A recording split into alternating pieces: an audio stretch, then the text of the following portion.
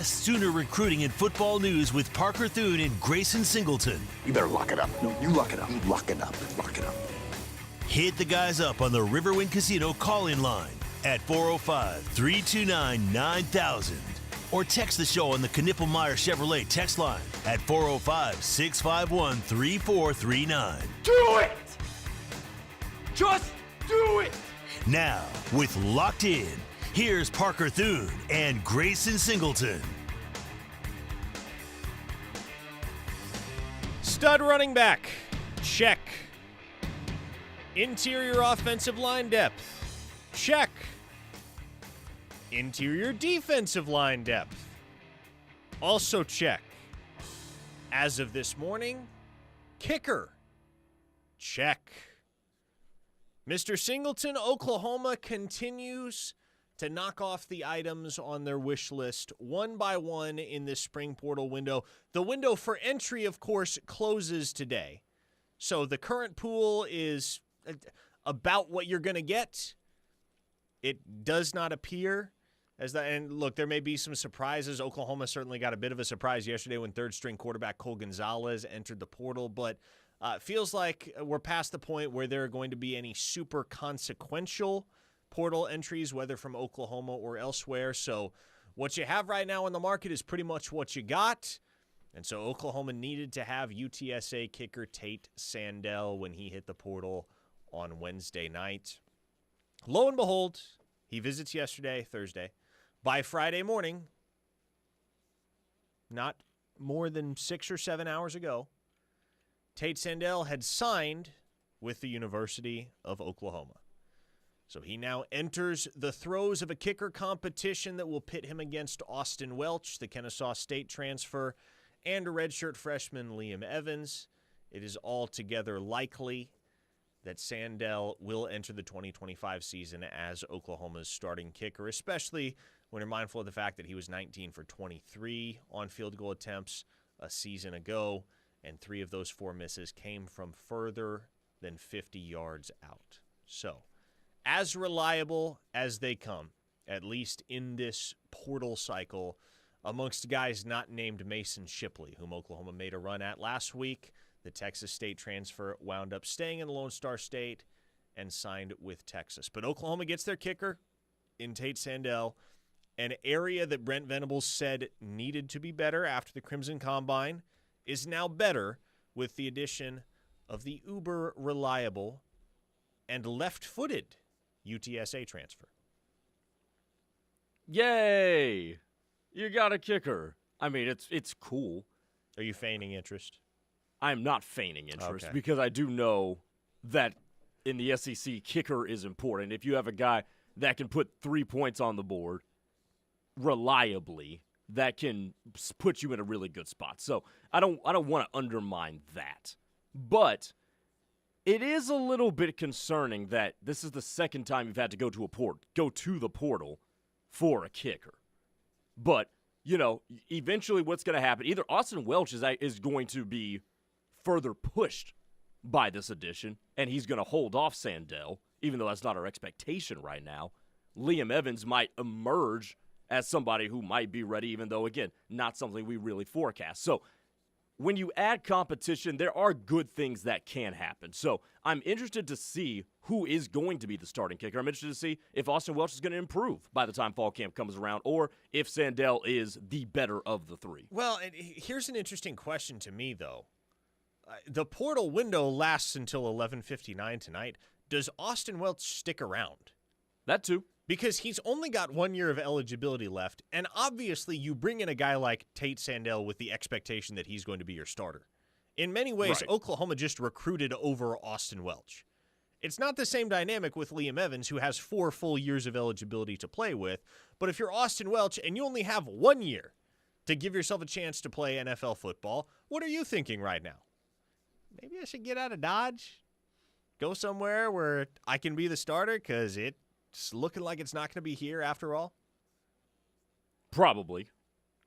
But don't you think, though, if we're aware that Oklahoma is going after guys like Mason Shipley or like the guy they just got whose name just literally just flew out of my mind, Tate Sandell. There you go. Do you think he would not have gotten into the portal earlier, or did he just wait for this to play out and see if they reeled one in? Because if we know that they're pushing hard for a kicker, you could probably bet every dollar that he's aware of that too. I would think so. I don't know. We'll see what happens. I mean, didn't think Cole Gonzalez was going to show up in the portal at 6 o'clock last night, and he did. So maybe Austin Welch pops in the portal between now and midnight tonight when the window for entry closes. But regardless of when it happens, how it happens, I guess, anytime you have a guy with 1 year of eligibility that evidently gets recruited over, it is the possibility that you lose it, which I think would be fine in Oklahoma's case. Like, are you going to miss Austin Welch at this point? Probably not.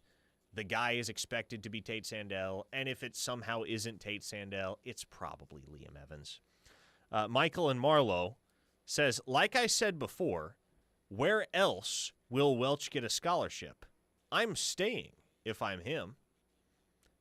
That may be true. I mean, if all you're in it for is the free education and not the chance to go play NFL football, maybe you stick around, maybe you don't. Brian from Maryland says, yes, a kicker competition unlike one that has ever been seen. This is summer football talk radio. Listen, Brian, we're just discussing the news of the day.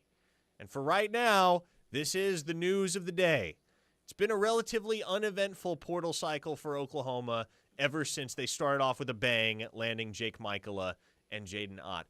There aren't a ton of conspicuous areas of need for Oklahoma right now as a football team. What they still need is a wide receiver, and they need a tight end. They have zeroed in on both a wide receiver and a tight end. We await a decision from Lance Mason, who, from what we're told, is down to OU and Purdue, as well as a decision, got tongue twisted there, from Jermichael Carter, the McNeese transfer wideout that is on campus with Oklahoma today. Denver from Indiana asked, what about that Washington State wide receiver? No, have been told Oklahoma is not in the mix there. He entered the portal with a no-contact tag, and so mindful of the Ben Arbuckle connection, maybe you would have figured, okay, yep, that's a Sooner. No, he's going to visit Tulane tomorrow, so you would, if you're connecting the dots there, you would think Tulane is the school that he had eyes on when he got in the portal. This show is brought to you, folks, today and every day by Dorsey Jones Buick GMC out in El Reno. Take the trip to Dorsey Jones to touch base with their fantastic service advisors, potentially upgrade your vehicle in their low-pressure sales environment. They sell Buicks, they sell GMCs, some of the most reliable vehicles on the market today. So if you need a new ride, you can't do any better than Dorsey Jones Buick GMC. Plus, half-price oil changes on Saturdays. Tomorrow is Saturday. So I'm giving you a very timely heads up. You want to save $1 on your oil change? Head out to Dorsey Jones tomorrow. This is kind of off topic, Grayson. This is kind of the worst type of day in the state of Oklahoma. I hate these days more than any other types of days. Days where you just have uneventful, standard rain. The way I see it, I either want it to be nice and sunny and clear outside, or I want there to be actual severe weather coverage. So I can go sit at home and watch the Oklahoma meteorologists have a field day. Do you watch, like, local weather news? When there's severe weather, yes. Okay. I like, how long have you lived in Oklahoma now? 5 years? 5 years. I mean, man, when you live in the state of Oklahoma, severe weather coverage is must-see TV. Really? I take it you don't regularly partake of this? No, I don't. Man, you got to. It's quality entertainment. Fantastic entertainment.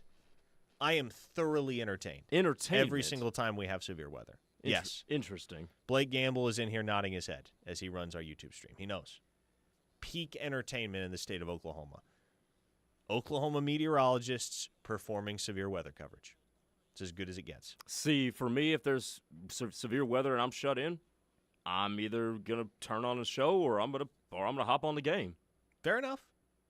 As long as that internet doesn't go down, then you're kind of out of luck. If the internet goes down, then I will start asking questions. A 405 listener says, Thune, you can talk about the Thunder. Only Thunder I'll be talking about Stop. That's a good. Is the actual Thunder. That's a good one. That's a good Uh-huh. one. I would sit back and turn my mic off to listen to you try to talk about the Thunder. I did watch the majority of that game last night. Did you between really? The Thunder and the Grizzlies. Yeah, I was out with a couple friends, and we were just sitting there at this bar and grill, and obviously the Thunder were on TV, and so, I absorbed it by osmosis. It was not by choice. Do your friends hate the NBA too? No, they don't. Okay. No, they don't. They're both. I wouldn't say they're NBA fans or NBA people, but they will watch and engage with the NBA, which is more than you can say for me. Mm-hmm. Reformed Homer says, in the sod business, I have the Mesonet radar on my laptop 24/7. I believe it. That's got to be a fun business to work. The sod business. Just get to be outside 8 hours a day. Man, I tell you, if I was not in this industry, I would get into some industry where I could be outside for 8 hours a day. That's the good stuff. The Knippelmeyer Chevrolet text line, which many of you have already hit throughout the show to chime in, is 405-651-3439. 405-651-3439. CJ Sooner in Florida says, Grayson, kickers' psyches are less reliable than the prospects of a winning season for your Cowboys. This is a huge addition. Referring, of course, to Oklahoma's recent pickup of Tate Sandell. Did I not just say that this was like a significant addition? That this is apparently actually you didn't say it emphatically enough. I you guess want to try not. again? Yeah, let me try this again.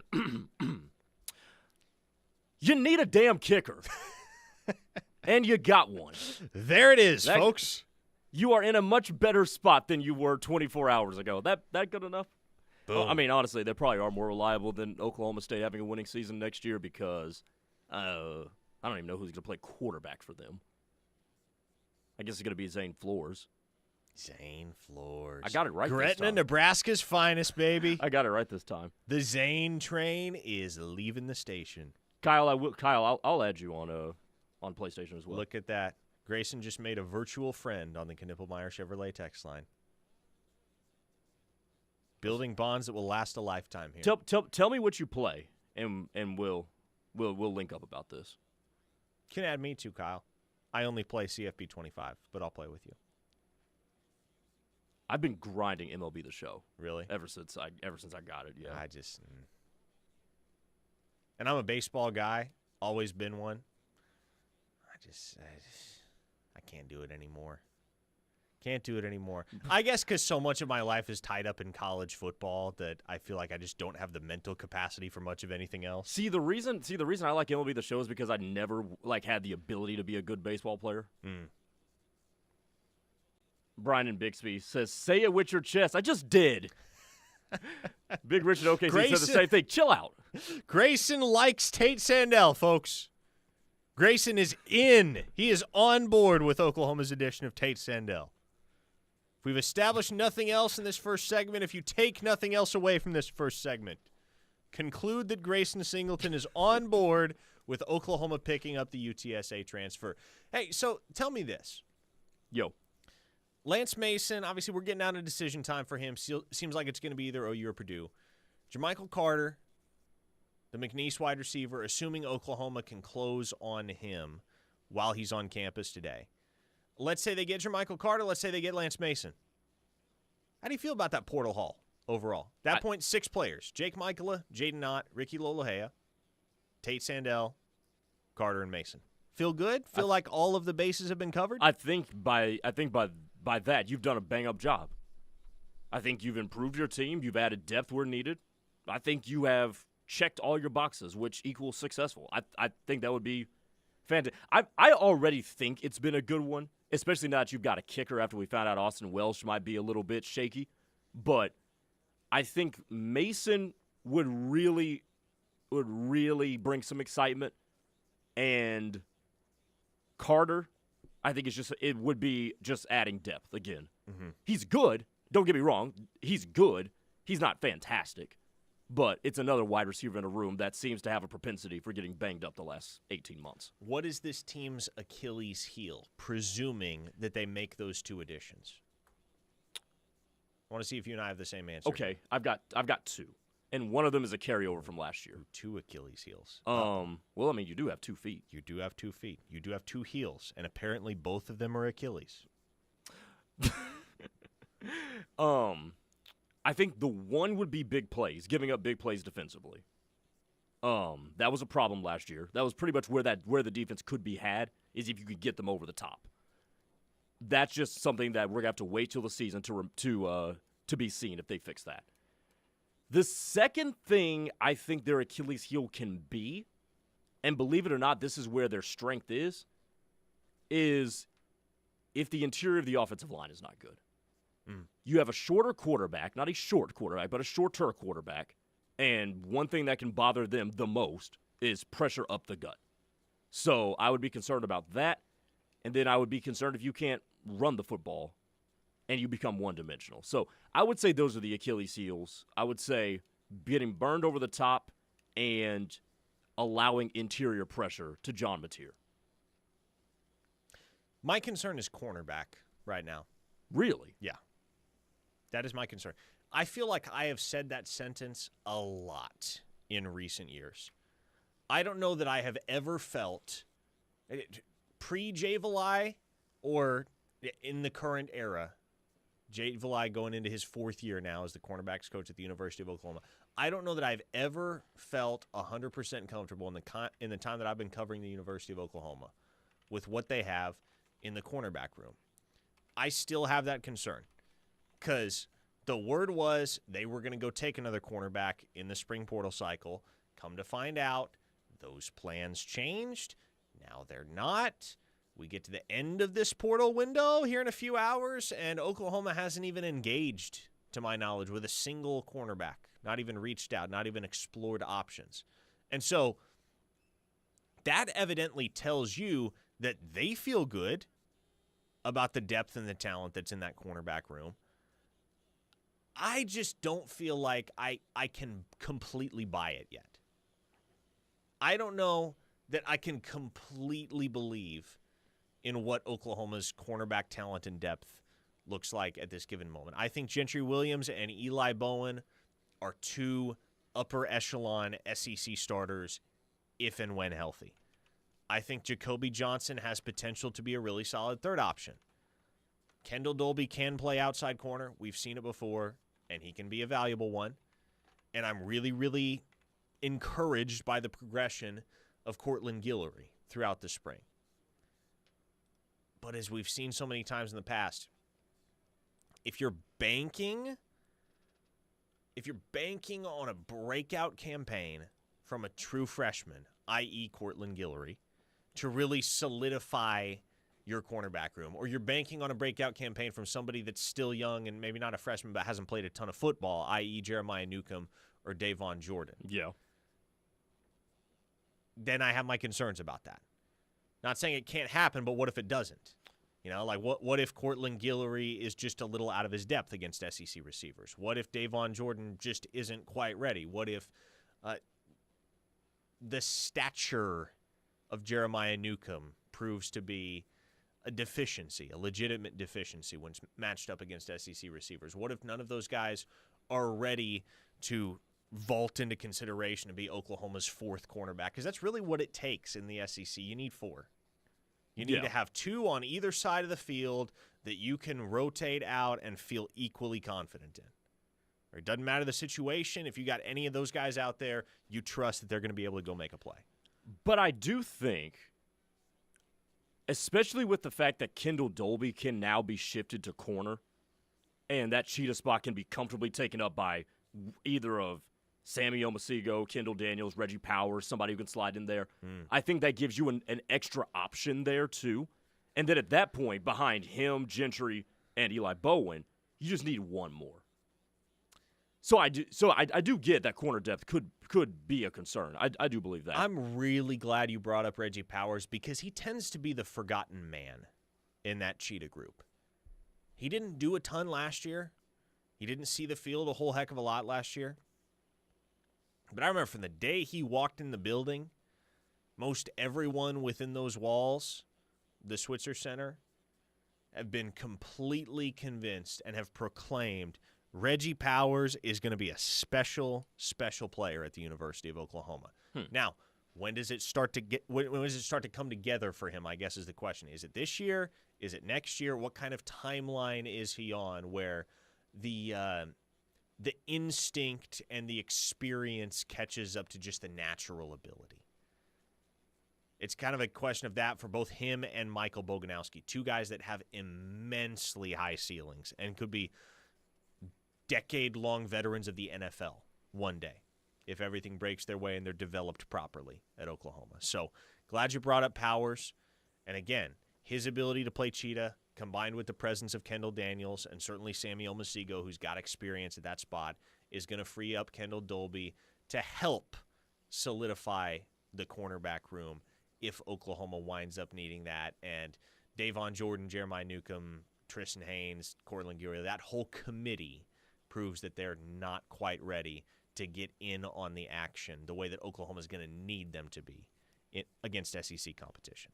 All right, the Knibbelmeyer Chevrolet text line is 405-651-3439. More OU football and recruiting talk coming up on the other side as we start to dig into some of the key storylines for the Sooners in a 2026 class that, let's face it, is lagging behind the crowd right now in many ways. When does the surge happen for Oklahoma? We'll discuss next. You're listening to The Ref, the home of Sooner fans. Every day, 32 people in the U.S.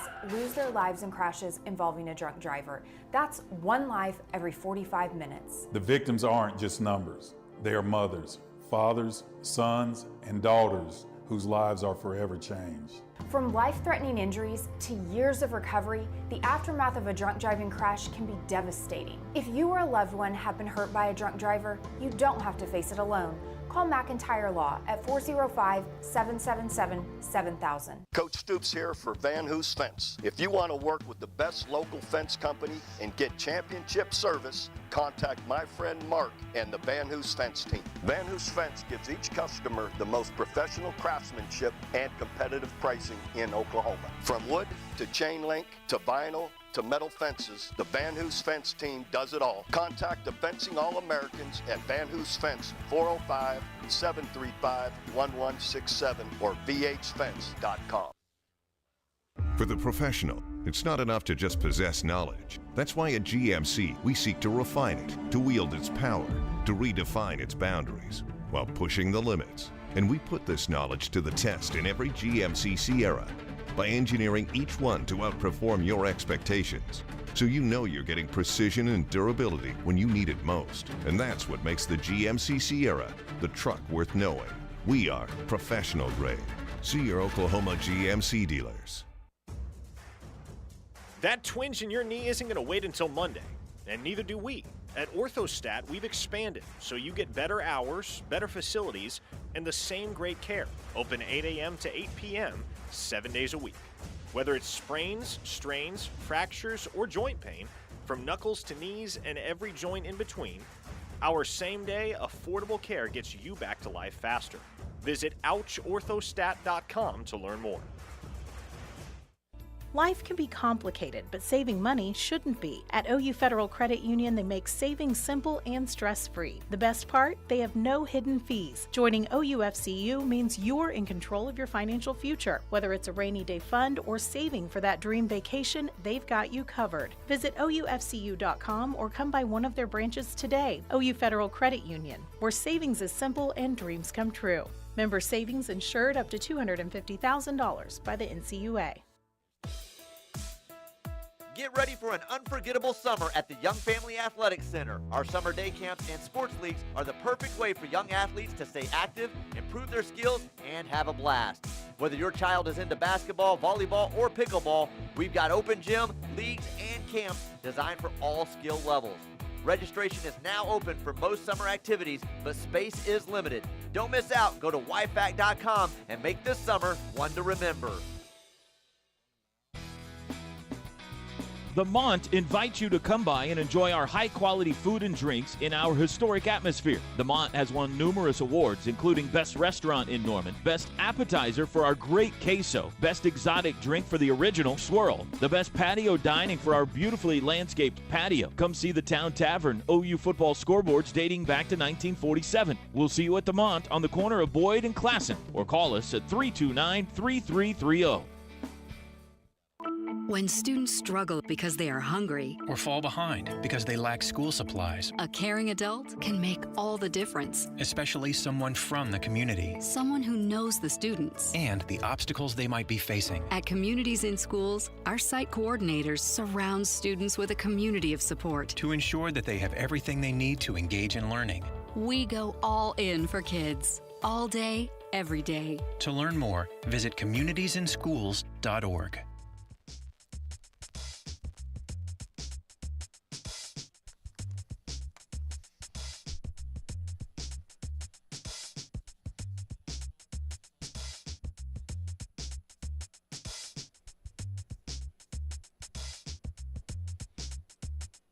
It is locked in here on the Ref, the Home of Sooner fans. Parker Thune alongside Grayson Singleton. Talking OU football, crootin, and weather occasionally. With all of you on the Knippelmeyer Chevrolet text line 405-651-3439. Oh boy. I look up. There's draft coverage on the TVs in studio here. And what do I see? Former South Carolina safety Nick Emenwari intercepting Michael Hawkins in that fateful October contest at Owen Field that immediately resulted in the dismissal of Seth Luttrell. Uh-huh. Not good memes. Not good memes. He's a good player, though. No, he's really good. South Carolina's got some excellent defensive talent. Mm-hmm. That's one that, like, it's not going to shock me at all if they welcome the Sooners to Columbia this fall and don't necessarily do exactly what they did last year. I don't think it's another 35-9 ball game, but if they win and, how do I put this? Handle business pretty easily against Oklahoma, it honestly would not shock me. No. Just because, like, No. they recruit exceptionally well at the positions that matter most in today's day and age. One of which is defense. They might have the best defensive ends in the country. They're not going to have Kyle Kennard anymore, but they just keep on coming, man. Mm-hmm. They just keep on coming. Sterling Lucas, their defensive ends coach, incredible recruiter. Let's talk about the 2026 class a little bit. Because one of the things we mentioned yesterday, Grayson, is that right now, Oklahoma, if you look at in-state targets in the 2026 class, there's only like 2 or 3 viable candidates at this point to wind up in OU's signing class at the end of the cycle.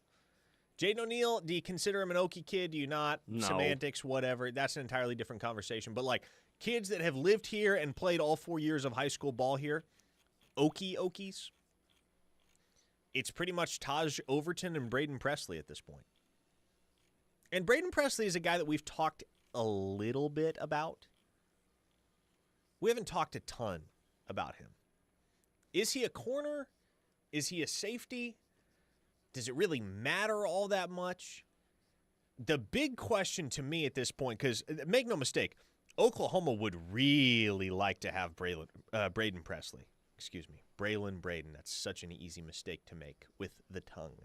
But Braden Presley is a fantastic football player up at Bixby. And the thing you like about him, the thing that gives him such a high ceiling in the long run is that in contrast to his older brothers, Brennan and Braylon, he's big. Mm-hmm. In the 6'1", 6'2" range. Plays a really solid cornerback, could project to safety at the next level.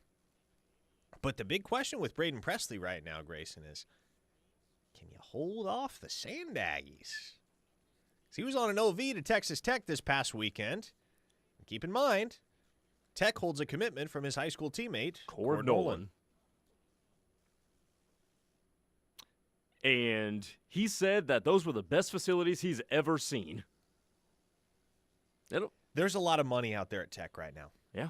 I'm not surprised to hear that. And they've got so much momentum, too.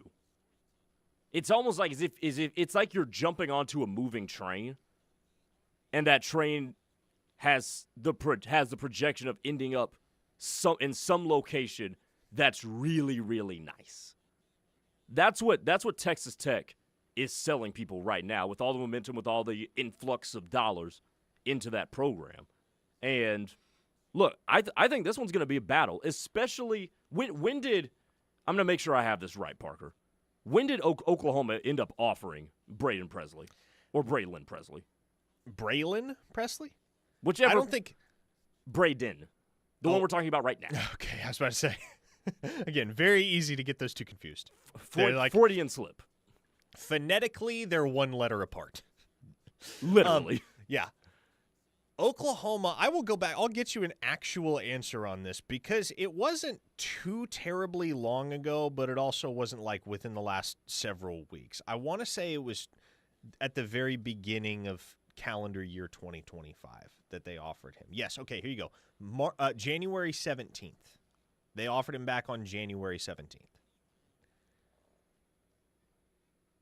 The offers that preceded the OU offer, well, they include 3 of the schools that are up there at the top for him, Texas Tech, Arkansas, Kansas State.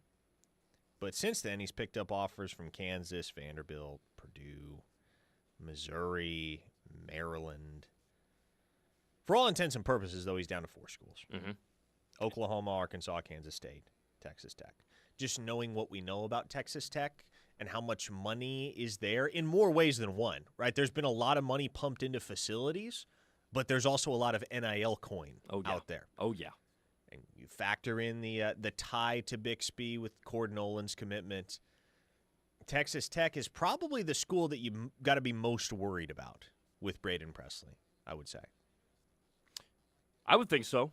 I mean, I think you're going to have to make a compelling offer that's not monetary when it comes to how you're going to have to bring him in.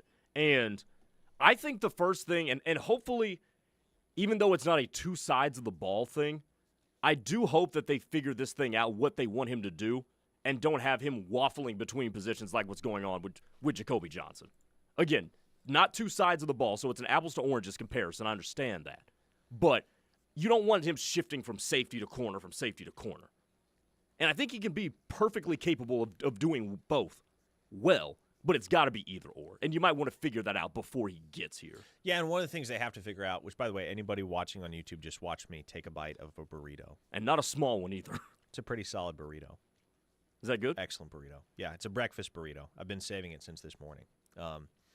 But Colin Claremore has some insider knowledge, it would appear. But to kind of follow up on your point and to lead into Cole's text, one of the things Oklahoma has to figure out is who's going to run point on the with Braden Presley's recruitment the rest of the way. Is it going to be Jay Valai, or is it going to be Brandon Hall?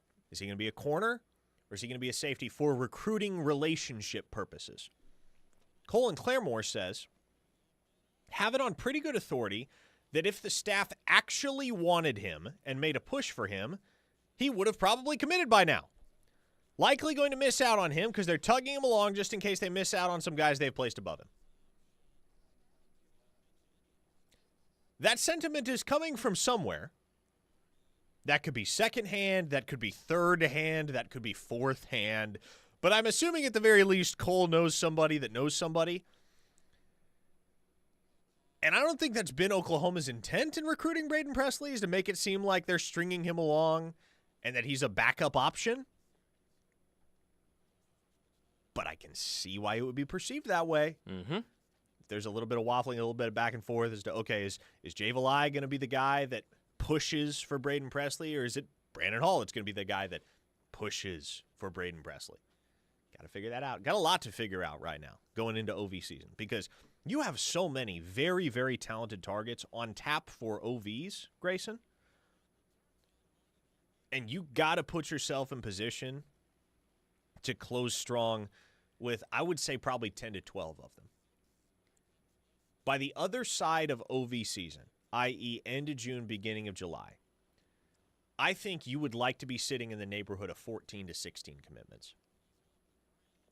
Yes. If there are some recruitments, and I think there will be recruitments that carry on into the fall because guys are going to want to see it with Oklahoma before they believe it, before they go all in with the commitment. You think back to the last time Oklahoma went 6-7. It was 2022. The recruiting cycle that immediately followed was the 2024 cycle, calendar year 2023, right? And some of Oklahoma's most important and impactful additions in that 2024 cycle did not commit to the Sooners until the fall, until games started to be played, until they could see with their own eyes that there had been change, meaningful change at the University of Oklahoma. Some of the guys that didn't commit until the season started, Nigel Smith, top 100 player that year. Danny Okoye, number 1 prospect in the state of Oklahoma that year. A trio of blue-chip defensive backs, Michael Boganowski, Reggie Powers, Davon Jordan. Of course, the number 1 interior offensive lineman in the country, Eddie Pierre-Louis, waffled between UCF and Oklahoma all the way until the week before signing day, before he finally decided, I want to go to Oklahoma. So, the last step of the process for Oklahoma when it comes to putting together a 2026 recruiting class is going to be winning. That's the only thing that's going to push some of these guys over the top. But until then, as you head into OV season, you've got to set yourself up such that you can come out of the month of June with at least 14 to 16 commits already on board or imminently jumping on board, i.e. commitment dates on the schedule. Yeah. You know where they're winding up. Here's the difference, though, outside of the fact that you've switched conferences since that point. You got to go 10. They went 10-2 in that succeeding year after the 6-7.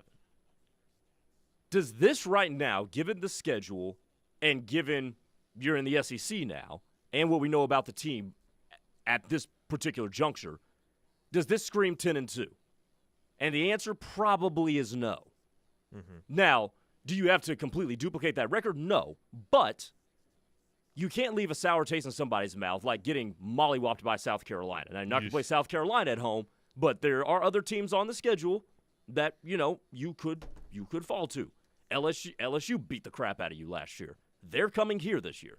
So you've got to make sure that you're not going to win every game. But can you put together a product that somebody looks at and says, okay, that's a competitive product, or that's a competitive product that would be enhanced by me getting there. You can't put some of these games from last year. You can't put that on tape and expect a repeat of the 2024 class that watched in 2023 to happen this year. Let me say this. I kind of figured we might be just shouting into the void today and no one would be listening since we are only on the app due to the OU baseball broadcast. But as per usual, you guys have been fantastic on the Knippelmeyer Chevrolet text line, and there are so many compelling texts that we have yet to touch, and so I want to do so coming up next. We're overdue for a timeout here. Let's take our final break of the hour. When we return, nothing but your texts on the other side, and I think there are several of them that will open the door to some very insightful conversations. So keep it here on The Ref, the home of Sooner fans, and we'll be right back. What's up, Sooner fans? This is all-conference safety Billy Bowman, and you're listening to The Ref, the home of Sooner fans. Make it rain this April at Riverwind Casino. With big wins and even bigger jackpots. Enjoy the sweet smell of money in the non-smoking oasis. Get hyped on nearly 3,000 of your favorite electronic games. Become a legend in the high-stakes lounge. And get rewarded like the VIP you are when you use your wild card. Hit nothing but net with the $80,000 Spring Spins and Wins giveaway. So thunder up and win like a champion, only at Riverwind. Hi, I'm Tanner Mordecai with the San Francisco 49ers, and I'm here to share my experience with the team at Mitchell's Jewelry. They came highly recommended, and my experience could not have been any better. I worked directly with the owner, Newt Mitchell, and he helped me design the perfect ring for my future bride. I was confident I picked the right one with the help from the great people at Mitchell's. Anytime my friends ask for suggestions, I know where to send them, and I'm telling you the same. If you want a great experience and the perfect ring, you can trust the team at Mitchell's Jewelry. Shop with them in Norman or check out their website or socials. Looking for a trusted, locally owned and operated roofing company in Oklahoma? Black Thunder Roofing is a top-rated Home Advisor Elite Service Award winner and recipients of multiple Angie Superior Service Awards. They can do it all. Black Thunder also does free inspections and estimates. Locally operated in Norman and Edmond, Black Thunder Roofing serves OKC's metro area south of Purcell, Noble, Blanchard, as well as Yukon, Mustang, Bethany, and Piedmont. Visit blackthunderroofing.com or call 405-473-8028 for your free estimate today. Insurance companies aren't in the business of saving you money, they're in the business of taking your money. Hi, this is Will Gosney with Yala Gosney Attorneys at Law. Have you ever had an insurance claim and thought, wow, I really am in good hands, or these folks truly are treating me like a neighbor? Well, that's where we can help. We'll deal with the stress, we'll get you back to your normal life. So save our number in your phone, and if you're ever hurt in a wreck, call or text us at 405-800-8080. It's 405-800-8080. A happy place comes in many colors. One that leaves you feeling refreshed. Something that gets you all fired up. Or gives you the space to chill. Whatever your color, bring happiness home with CertaPro Painters and make your happy place your home. CertaPro Painters. That's painting happy. Get started today at CertaPro.com. Each CertaPro Painters business is independently owned and operated. Contractor license and registration information is available at CertaPro.com. Exciting news for car buyers in Norman and surrounding areas. Sooner Kia of Norman is under new management with new construction coming soon. At Sooner Kia, they believe that every customer deserves excellent service and expert knowledge about their incredible Kia models. Whether you're interested in the sleek K5, the versatile Sportage, or the eco-friendly EV9 or EV6, they've got you covered. Join the Sooner Kia family today and discover how they're making car buying in Norman and OKC easier and more enjoyable than ever. Visit SoonerKia.com, where great deals and exceptional service meet. Hey, what's up, y'all? I'm Kelly Clarkson, and as the daughter of a school teacher, I know just how important education is. No matter how old you are or your situation, continuing to learn will enrich your life and help remove barriers you didn't even know were there. So much opportunity, y'all. Whether it's a foreign language, history, or a different way to look at things, take some time each day to learn something new. This message is courtesy of the United States Air Force. Built for success? How about Built by Law? Law Custom Homes and Construction is here to build your next home. With over 30 years of experience, Barry and Angela Law pride themselves on building the best quality homes in Norman. Locally owned and operated, Law Custom Homes and Construction can also help you with carpet, tile, siding, windows, granite, and roofing. Don't wait. Call Barry Law at 405-919-7118 and let Law Custom Homes build your next quality home. That's 405-919-7118.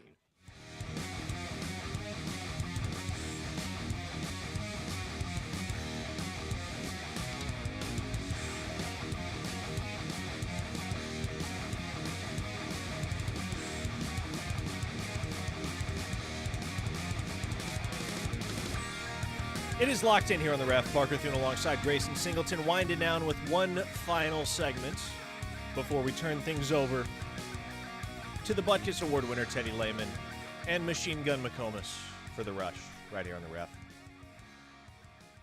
As I mentioned going into break, got a lot of texts that I want to be able to read and discuss. I love the fact that this hour every day, I would have to fact check this. I'm not 100% sure this is true, but I'm like 80% sure this is true. I'm pretty sure we get more texts in this hour than any other hour of programming throughout the day on the Ref. So thanks to all of you for always engaging as meaningfully and as frequently as you do. Let's go to the Knippelmeyer Chevrolet text line and read some of your questions and observations. Empire Will asks, fellas, how many high schoolers do you think we will even try to sign in the 26 class? I get the feeling that those numbers are going to continue to decline with the current landscape. Seems like more money will be dedicated to proven portal players in the future. I don't think that's true. I genuinely don't think that's true. And the reason why is because portal players are stupid expensive, man. The reason why portal players tend to be stupid expensive is because they know they can ask for more money than they would typically be worth, especially if they're entering in the spring window and options are going to be limited. And they know there are going to be programs that have needs at the position that they play. So it is always going to be cheaper. It is always going to be more financially feasible to develop your own talent, recruit them out of high school, sign them out of high school, and develop them rather than simply buying them in the transfer portal. That's just unsustainable. And not to mention, hometown discounts are a thing. Yes, they are. They're very much a thing. OU has benefited from them time and again in recent years. I was more like recent days, maybe? Yeah, days. Yeah, that'll work. So, yeah, I mean, I agree with you 100%. It's always better to develop than to try to build a team of proven commodities from a financial standpoint. That's going to be the most financially efficient way to do that. And here's the deal about the portal, right? Like it's a machine you have to keep feeding. If you bring in portal talent every single year, you're going to have to bring in more portal guys the next year because odds are you're going to be taking dudes with 1-2 years of eligibility. Right. Or if you happen to find a guy with 3 years of eligibility left in the portal and he's worth the roster spot, there's a pretty good chance he's already good enough that he'll be able to jump to the NFL a year or two early. Right. So, primarily recruiting from the transfer portal is unsustainable and unwise, in my opinion. I think there's a reason why you have not seen any university, any college football program in the FBS really go full throttle on recruiting primarily portal players. For so many reasons, it just doesn't make logistical sense. Let's see what else we have on the Knippelmeyer Chevrolet text line. A verified source says, "Hey, Parker, with the addition of the kicker, where do we stand with roster numbers knowing we have 2 more to add via the portal?" Okay, so here's what has happened in the last 24 hours. Tate Sandell has been added to the roster. Cole Gonzalez has been subtracted from the roster. That was a little bit surprising. It's not on my bingo card, that's for sure. But Cole Gonzalez is outbound, and Tate Sandell is inbound.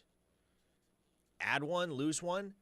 As far as I am aware, Oklahoma currently sits at 104 total players on the roster. Now, it appears, Grayson, as though there's going to be some hoops to jump through. Maybe an unanticipated roadblock or two that prevents that roster limit of 105, that new regulation that would impose a 105-man roster limit. It's starting to look like, based on what's happened in court the last few days, like maybe that doesn't happen as soon as we all imagined it would. But if that's the case, right, then you're looking at a roster size of 120. Mm-hmm. And so you can very easily, if you're where Oklahoma is right now, you can very easily accommodate the roster limit if it doesn't move at all from the current 120. If it moves down to 105, man, you're trying to add a tight end and a wide receiver, all you got to do is subtract 1. Pick a player, guys. Pick a walk-on. Pick somebody low down the depth chart. Tell them, sorry, we got to cut you loose. And that's that. You're good. At that point, 105 players, you're set. Kyle from Salisaw on the text line says, "You can't completely build a team out of the portal. I'm with Parker. It's too expensive, and portal players are to supplement the kids you recruited out of high school. I feel like that's a misunderstanding with a lot of people. Transfer players are supplemental. And moreover, if you look at the first round of the NFL draft last night, I saw this number. Are you going to go there? I wasn't going to go to that. What is the number? Was it like 22 of like the 30, 18, something like that? And what's the common denominator there? They all stayed at the same place they started. Never entered the transfer portal. Mm-hmm. So, now, I will say this, to the supplemental part. Yes, I think that is the best way to build a roster. 2025 Oklahoma is not going to be Exhibit A of that, though, because the people you brought in the transfer portal are anything but supplemental parts. You brought your quarterback in from the portal. Presumably RB1 might be from the portal. your guy that you were going to have as wide receiver 1 was from the portal. Perhaps tight end 1 is going to be from the portal. Right tackle 1 could be from the portal. You see where I'm going here. I can continue. Your starting center for all get out might be from the portal. So sometimes you got to build a roster where your key components are from the portal. But by and large, the most desirable way to do it certainly is exactly what you're articulating. But this year's Oklahoma is not going to be the example of that. By the way, anybody catch which current Oklahoma staffer was at the NFL draft last night? Ben Arbuckle. None other than Ben Arbuckle. Why, folks? Because, well, in case you live under a rock, Cam Ward used to be his quarterback at Washington State. It was under Ben Arbuckle that Cam Ward's game really originally leveled up, right? Yep. His year at Miami is what took him from day 2 pick to number 1 overall. Yes. But where he became a legit NFL prospect was under the tutelage of Ben Arbuckle at Washington State. And there was a listener on the text line that asked, with the number 1 quarterback taken, being a former Arbuckle protege, does that help with recruiting? You would certainly think so. I mean, that's a photo Ben Arbuckle will show to all of the quarterbacks he has a desire to recruit over the next few years. Mm-hmm. Here's me at the NFL draft with my former pupil Cam Ward, who went number 1 overall. You might know him. Braylon from the 580 adds, Grayson, in lieu of Parker's burrito bite, appease the masses and eat a pickle on air. How about no? Especially not a pickle as big as Parker's burrito. This is a big burrito. I'm not going to kid you. That would get me plastered over. Stop looking at me, Blake Gamble. He gave you that side eye. That would get me plastered over the internet for things that I would rather not be plastered over the internet for. Mm-hmm. Now, if we weren't on YouTube, maybe. Unfortunately. But we are. We are. Glenn from Nashville says, hasn't Ole Miss gone to the majority transfer portal strategy? I don't think it's a good strategy like you say, but Ole Miss was not bad last year having done that. No, it's not. Again, they're not majority transfer portal. They spent big money for several high-dollar transfers. It wasn't necessarily the quantity of transfers being that much larger than everybody else's. It was the quality of those transfers. Yeah. On a player-by-player basis being far superior to many of the other programs in college football. Ole Miss went and recruited premium players in the portal to try and make a run at the national championship. And guess what? Didn't happen. They didn't even make the college football playoff. A 405 listener says the judge made it clear she would not approve the House settlement without a phased-in or grandfathering of roster limits. I imagine you could see 115 in 2025, 110 in 2026, 105 in 2027. A gradual bringing down of the roster size, a gradual cutting down. What do you call it? A culling of the fold. There you go. A culling. A culling. Gradual one. A 405 listener says, that's some Kanye West foolishness. I need to look at this and see if this is correct, but somebody leaked a track list of Kanye's new album. I don't know if this was a meme account or not, but it's wild. Kanye West in general is just a wild human being these days. He's kind of gone off the deep end. Or sorry, Ye, I guess, is what he goes by now. 4-star K-Dub in the 918 asks, Parker, is it easy for other schools to recruit against OU? They seem to make several gaffes, optics-wise anyways, like trying to sign a second top quarterback of the same class with one that's already committed, or like Texas being willing and able to overpay for a kicker when OU is making a homegrown 5-star defensive tackle take an incentive-based contract with a pay cut. It would seem to me optics would be important, especially when you're not willing to overpay like other schools. Could be why they're lagging behind in this cycle. There may be some truth to that text, K-Dub, but you can always fight fire with fire, right? There's another school that comes to the table and says, well, Oklahoma made David Stone take a pay cut. If you're Oklahoma, you can sit there and say, well, look, David Stone stuck around because he loves this place, and you'll love it too. Now, is that going to be a successful pitch or not? I don't know. Probably depends on the individual. Mm-hmm. But there's two sides to every coin when it comes to recruiting. Two sides to every single coin. And so any aspect in which another program can negative recruit against Oklahoma, there's always a way to spin that back as a positive. Always. That's not just true of Oklahoma, that's true of any other program. Every program has perceived shortcomings that other programs will try to leverage against them. Sometimes it works, sometimes it doesn't, but you can always put a positive spin on it. All right, folks, that is it for this week here on Locked In. That is not quite it for our live programming this week here on The Ref, because we got 3 hours of The Rush coming up with Tyler McComas and Teddy Lehman. But myself, Parker Thune, and Grayson Singleton, we're going to call it a wrap, and we will see you again on Monday. Same time, same place. Thanks for listening today. We hope you'll come back with us on the other side of the weekend. Everybody take it easy and keep it tuned in here on The Ref.